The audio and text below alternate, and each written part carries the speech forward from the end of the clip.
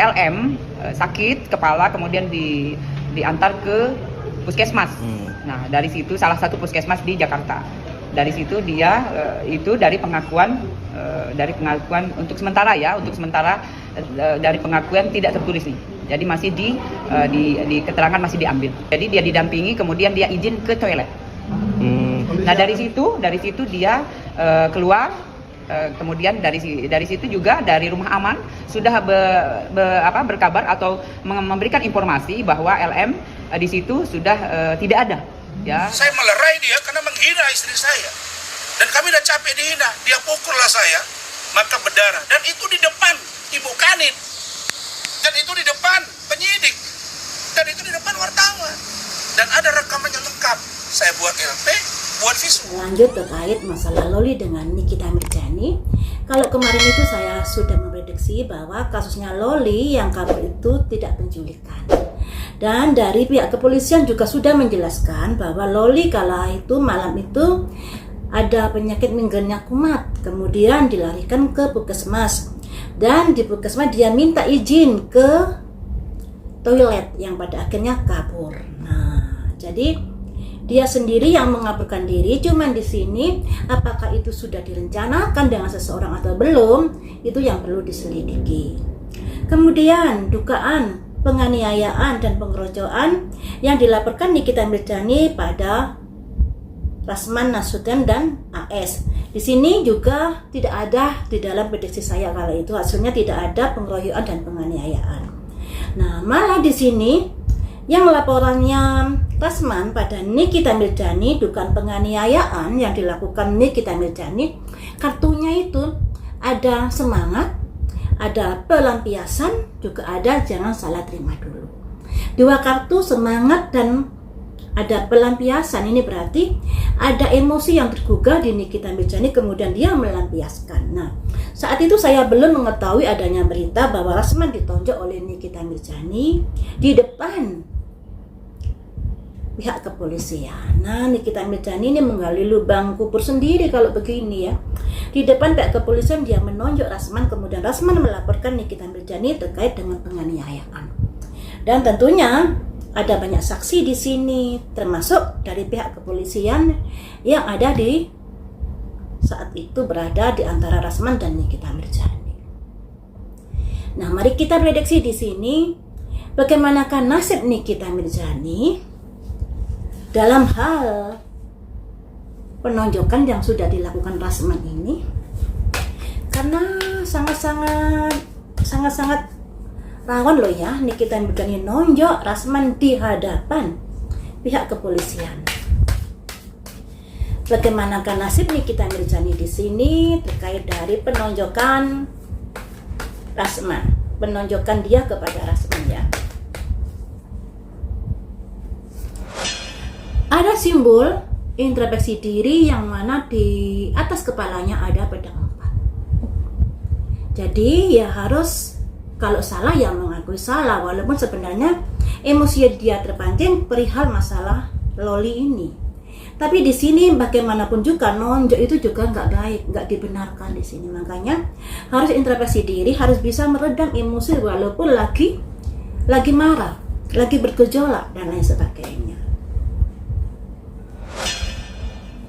Ada pihak-pihak yang akan mengambil sebuah keputusan tegas terkait masalah ini nantinya.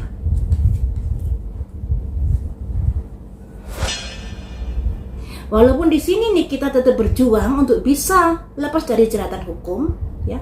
Dia sangat berjuang untuk bisa lepas dari jeratan hukum di sini terkait dari kasus penonjokannya kepada. Apakah akan bisa berhasil? Apakah akan bisa berhasil? Sangat sulit. Di sini ada simbol sesuatu negatif thinking, pandangan-pandangan negatif. Karena di sini dia melakukan di hadapan khalayak ramai, di hadapan pihak kepolisian, juga di hadapan wartawan. Banyak sekali saksi-saksi yang melihat itu. Dan ini sangat memberatkan Nikita Mirzani nantinya, walaupun Nikita Mirzani sudah berusaha semaksimal mungkin untuk tidak terjerat di dalam kasus ini.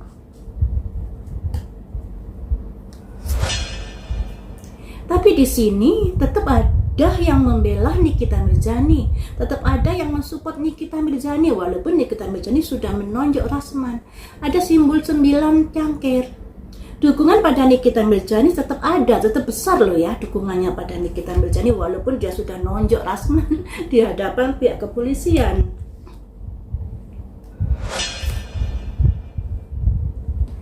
Ada kayak semacam perdamaian di sini atau semacam komunikasi mungkin antara pihak Rasman dengan pihak Nikita Mirzani di sini. Kemudian bagaimanakah nasib Nikita Mirzani? The Moon. Jadi nasibnya Nikita Mirzani di sini masih tidak bagus.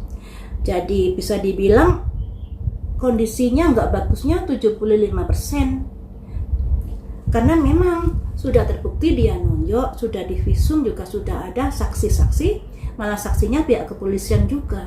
Makanya di sini walaupun Nikita Mirzani mendapatkan support dan dukungan, tapi di sini agak sulit untuk bisa membela Nikita Mirzani. Susah sekali karena ini proses hukum ya, sesuatu yang harus dijalankan,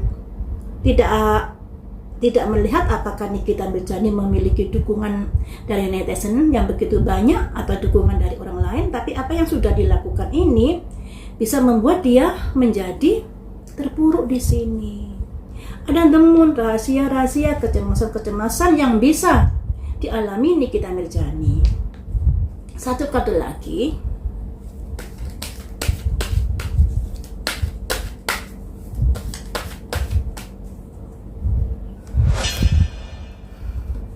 Ada upaya-upaya perdamaian di sini. Apakah upaya perdamaian nanti ada kaitannya dengan pelaporan Nikita Mirzani pada Fadil? Jadi semacam tukar guling begitu. Karena di sini ada 4 tongkat. Adanya upaya-upaya perdamaian agar masalah ini tidak terlalu berlanjut. Apakah bisa upaya perdamaian nanti? Apakah bisa? Ada ke arah sana ini nanti. Ada upaya ke arah sana. Satu kartu lagi ya.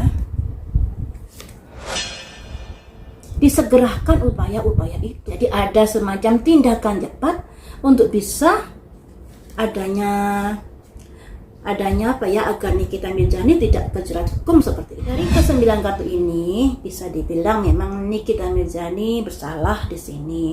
Apalagi merujuk dari prediksi saya yang kemarin, ada emosi yang begitu besar sehingga Nikita Mirzani melampiaskan kekesalannya kepada Rasman, dan hal itu juga merupakan sesuatu yang tidak bisa dibenarkan di sini. Walaupun kekesalan Nikita Mirzani dipacu oleh adanya anak yang kabur, ya bisa dimaklumi juga loh ya, karena yang sebagai orang tua merasa bahwa anaknya ini di tempat yang aman, tidak bisa kabur, dilindungi dan lain sebagainya, tapi kok nyatanya bisa kabur. Tentunya hal ini sangat mengecewakan Nikita Mirzani. Makanya di sini ada kekesalan kepada Rasman karena Rasman yang didatangi anaknya.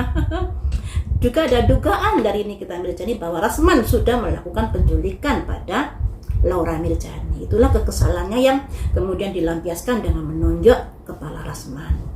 Nah, di sini walaupun Nikita Mirzani tetap mendapatkan banyak dukungan, banyak simpatisan dan lain sebagainya, tapi juga hal itu tidak bisa dibenarkan.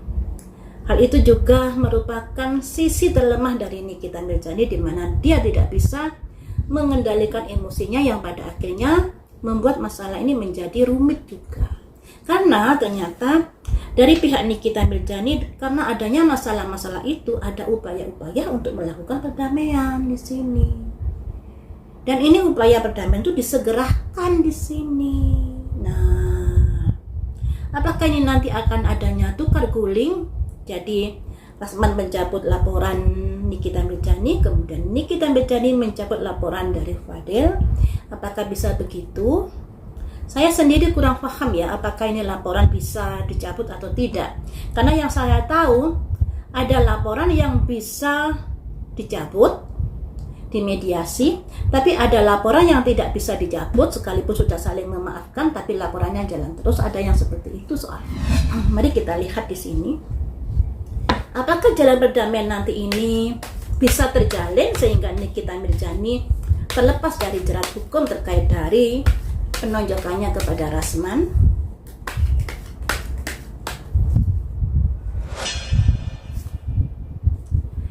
Ada perencanaan, juga ada simbol koin, teman-teman.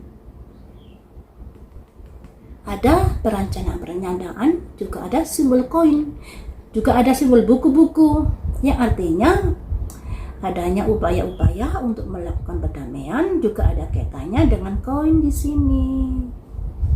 Nah, satu kartu lagi, apakah upaya perdamaian itu bisa berjalan? Ada konflik di sini, tetap ada konflik, tetap ada pro dan kontra di sini terkait dari upaya-upaya perdamaian tersebut.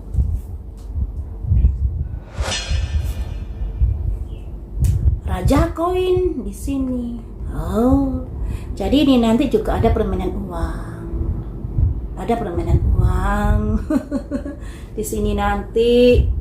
Jadi teman-teman, dari Nikita Mirzani juga ada upaya-upaya untuk melakukan perdamaian, dan itu disegerakan karena mengingat apa yang dilakukan Nikita Mirzani itu di depan pihak kepolisian loh ya.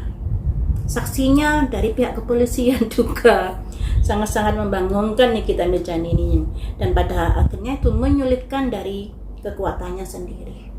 Dan di sini ada upaya-upaya untuk bisa melakukan sesuatu agar dia tidak sampai ke jerat hukum dengan mengeluarkan uang yang begitu banyak nantinya dari Nikita Mirzani. Satu kartu lagi, apakah Nikita Mirzani nanti sekolah ya? Karena kasus ini pada akhirnya dia masuk sekolah. Ada yang membantu Nikita Mirzani nanti.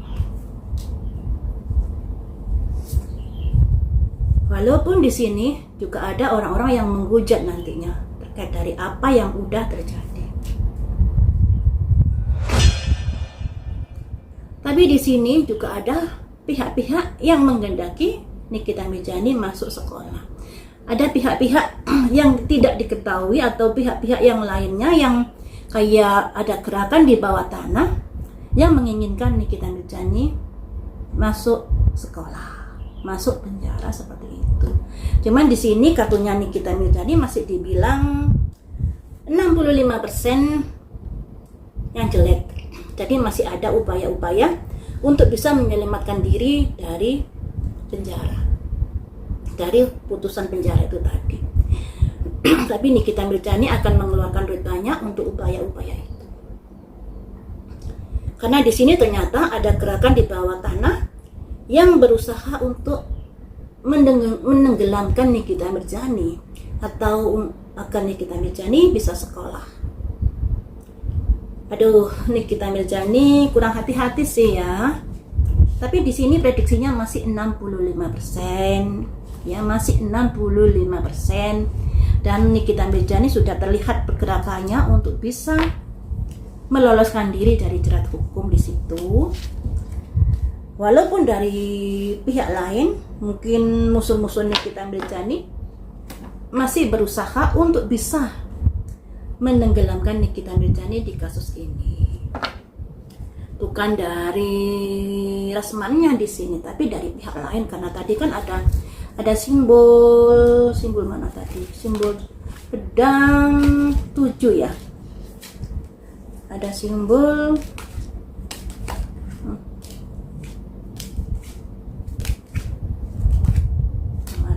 mana ini. Ada simbol pedang 7. Lambangnya seperti ini. Lambangnya ini ada orang yang duduk menghadap ke suatu arah, tapi di belakangnya ada orang yang lewat dengan mengambil pedang-pedang mereka, mengambil senjata-senjata mereka tanpa sepengetahuan orang-orang yang duduk itu. Jadi yang artinya ada orang-orang yang nggak baik kepada Nikita Mirzani, yang berusaha menjatuhkan Nikita Mirzani, tapi orang ini bergerak di belakang layar. Jadi tidak secara nyata-nyata kayak gitu ya teman-teman.